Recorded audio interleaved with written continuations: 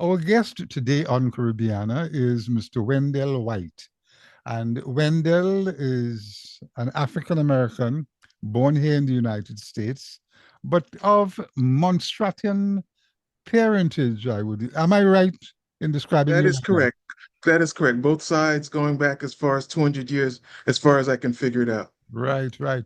But nobody can tell you you're not from Montserrat. Not at all, not at all. And that's owing to the fact that I started living in Montserrat when I was a baby, 4 months old. Right, And like many of that generation, your parents come to the U.S. or Canada or England or whatever, and they either leave you behind or they send you back while they work through some issues or they establish themselves. So right, that was my situation. right.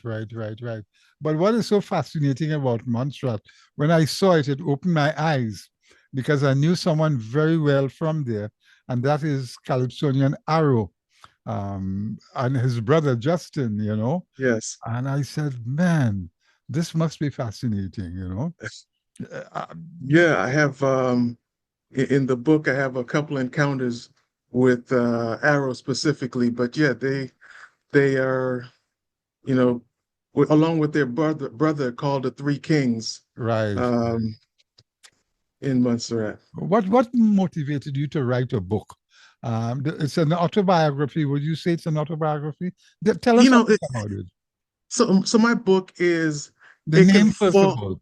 I'm sorry, the name of the book is Summer Baby, A Love Letter to Montserrat and the Journey to My Caribbean American Identity.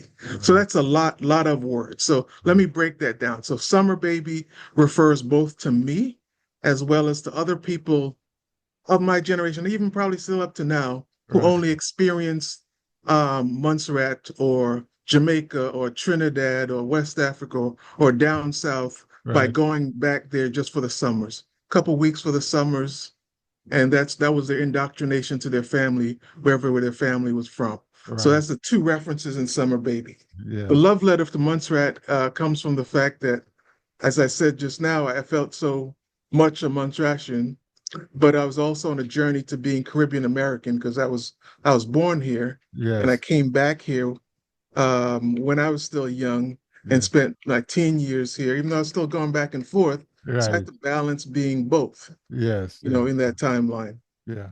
Are And you so in? Go ahead. Go ahead. I didn't intend to write a book. That wasn't on my plan for 2025. Right. I wrote an essay. So I think about Montserrat a lot. And I don't know if your audience knows, but in the late 90s, of the volcano that had been dormant for several hundred years came back. Yes. A volcano that I looked at every morning. It was right across the valley from Right. where we lived, Hmm. and evacuated, half and the most fertile part and the flatter part and the most populated part of the island. Yes. And so it's something that weighs on me. Yeah. My children will never be able to see where I grew up or where I played and all of that. So Yes. this spring, it was just weighing on me, and I wrote an essay about life in Gages, which is the village I'm from, and Yes. I posted it on Facebook and got a tremendous response, both from people who were from other islands, how it reminded them of where they grew up, people who were not from any island in terms of transporting them there. Yes. And then they just kept encouraging me to write more stories, more stories. Right. And then they sort of bullied me into writing a book because after a while, I had enough stories that I posted that they said, well, now you just finish writing the book. And Yes. so ultimately, that's what I did. Yeah. That's fascinating, man. Because it reminds me of even my children's life and my life to a certain extent. But are you involved with the Montserratan community here in the USA? Uh, from a distance, because I'm in Central Virginia, Richmond to be exact. Yeah. So I'm not as involved in, so like the Montserrat Progressive Society in New York, which is probably 100-year-old organization at this time, but Yeah. my sisters are. So I am by distance. I Yes. know what's going on. Um, we have for a small island, we have more Facebook groups and Facebook uh, posts because we're all still trying to that volcano scattered us through the winds, and Yes. we're all still trying to stay connected. So there's more of that online than probably any other group I can think of. Right, right, right, right. This is it's fascinating. The life that you have led Mhm. certainly gives a certain level of consciousness to other families like yourselves, like my children, and so on. Exactly. The book is not, like I say in the foreground, it's not just about me. There's a lot of commonalities. There's a lot of, people that can recognize themselves Yes, in the book. yes, yeah, And yeah. especially, we come to these metro areas, whether Toronto or New York or Miami or DC or London, and now we have to sort of fit in. We have to do this duality dance. For me, particularly coming back to New York City in the late 70s, Uh-huh. early 80s, Yeah. and you go from a really small place to a really big place, big and noisy place very quickly. Yes, yes. And there are all these things going on around you that weren't going on around you in a small village in the Caribbean. Right, right, right. But do you miss it a lot? I miss, I miss,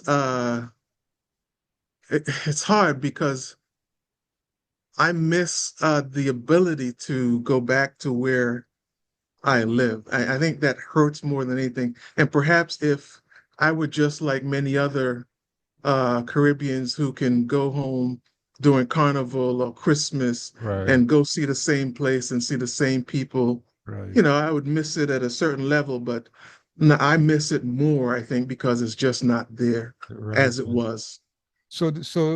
Describe the place. So the volcano has sort of wiped out all that massive land, you would say? Yeah, so it's either covered it. So I'm in the valley. We were in the valley right across from it. And so that kind of created a saddle to the hills on both sides going down to Plymouth, kind of Right. created a saddle. So when it exploded, it just covered all of that area. Oh, For Lord. other areas, it's like it's going down riverbeds Yeah. and it's sort of creating the sort of spider, not spider, but like octopus limbs coming from the volcano of what we Yeah. call pyroclastic flow, which is Yeah. different than lava. It's like superheated gas, 800 degrees, Yeah. stones, mud, Yeah. everything. So you can't really, even for the areas that are not covered, it's dangerous. Not as much now because we haven't had any major eruptions since 2010, but it was dangerous to be there because just the gas could just Right. incinerate you, Right. Right. Right. Right. which is, what happened to, we lost 19 people early on because they were sneaking back into the evacuated area Uh-huh. and working their farms because nobody else was farming, right? So Right. for Yeah. them to be able to bring vegetables, they were making money hand over fist, but Right. it cost many of them their lives because Wow. there was an unexpected explosion in the middle of the day. Wow. Wow. That is so sad. Do you find that the government of Britain and even the Americans responded sufficiently to you all? I think, the government of the British government responded as well as they could. They gave folks relocation plans. If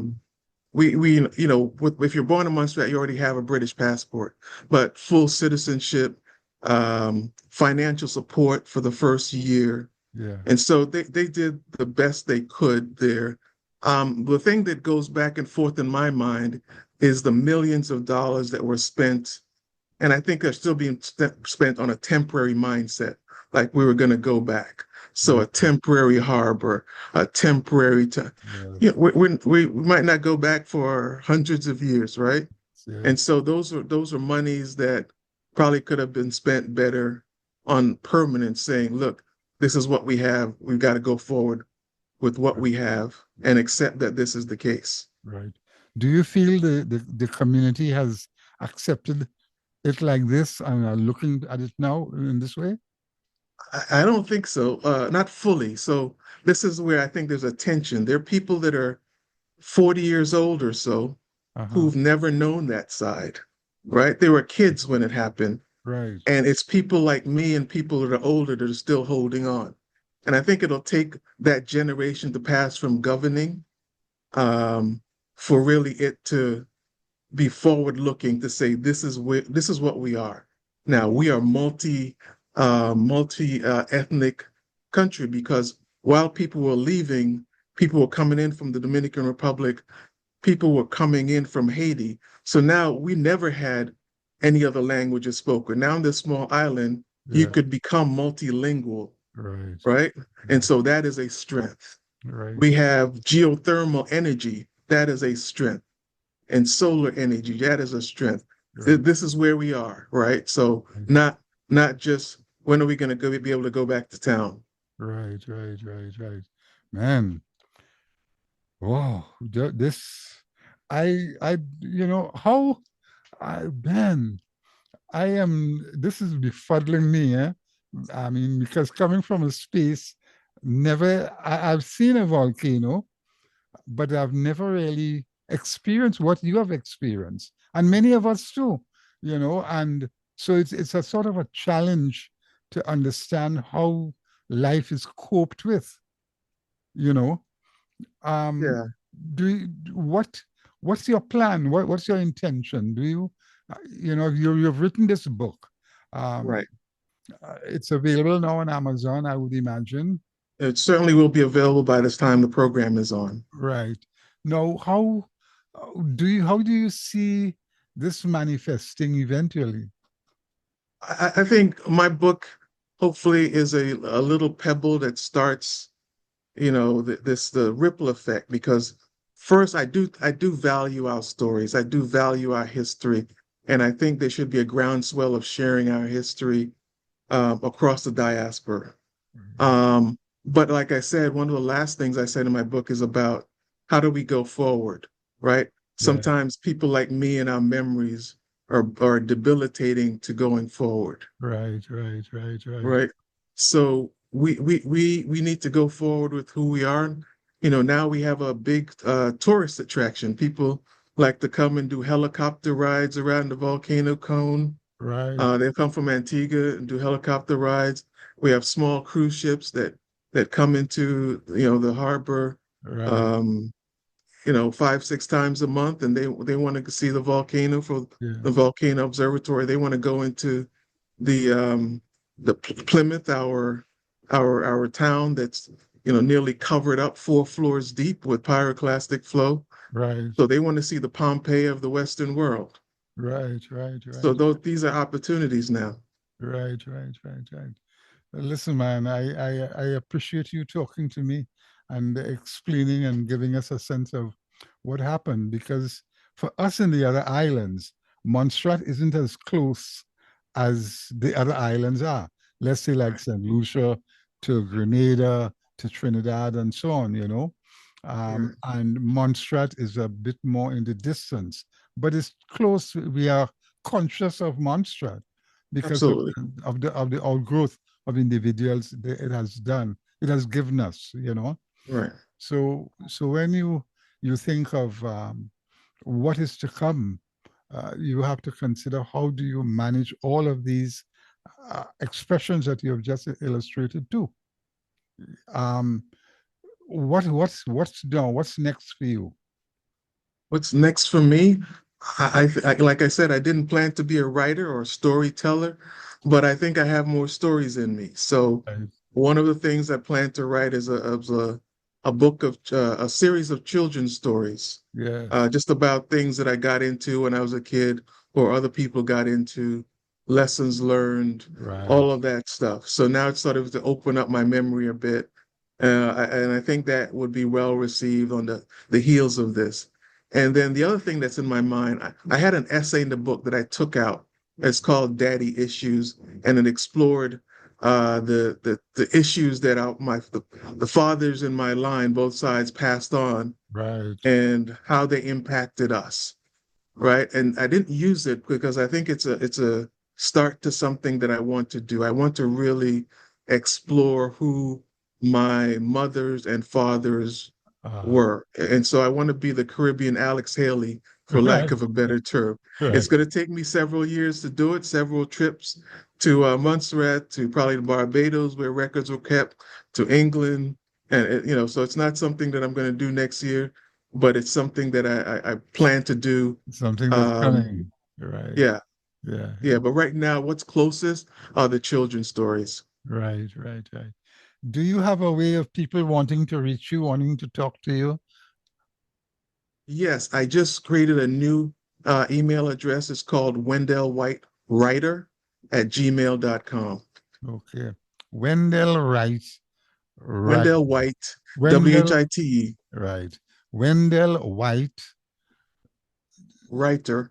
writer at gmail.com. Yes. Wendell White, writer at gmail.com. I got it. Yeah. All All right. right.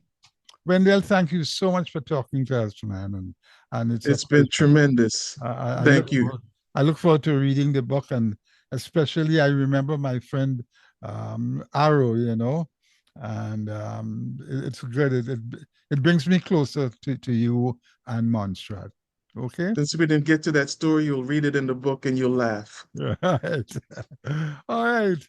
I've been Okay. speaking. I've been speaking with Mr. Wendell White, who is a writer from the island of Montserrat, and he has given us a book entitled Wendell. Summer Baby, a love letter to Montserrat and the journey to my Caribbean American identity. All right. Thank you very much. It's available on Amazon. This is Ron Martin. Caribbeana continues. Mr. White?